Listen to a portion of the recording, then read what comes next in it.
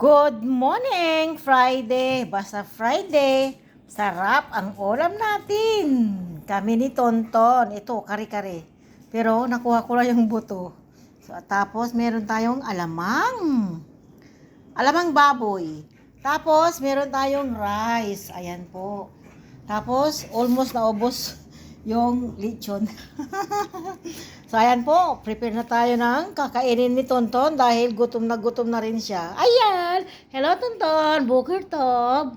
Ataraib? Ha? Ataraib? Tuntulikule? Ataraib. Okay, okay. Just a minute. Tob! I prepare your lunch. Ayan, prepare tayo ng kanyang lunch. Bigyan natin ng kanin. Kasi parang tao yan. Grabe kung kumain. Oh, ayan.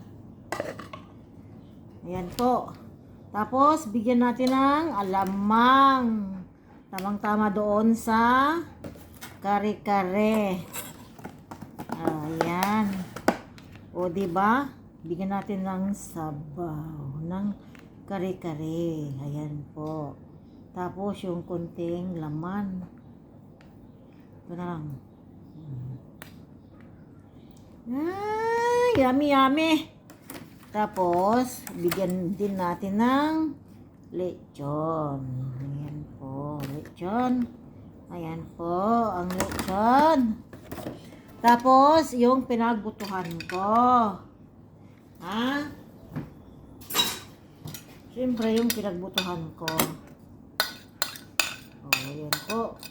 Mga kakaaro, salamat po sa inyong panunood sa video namin ni Tontolekole. Ayan, tamang-tama kasi yung binili kong alamang baboy para sa kare-kare. Walang kalasa-lasa. Oh, ayan po.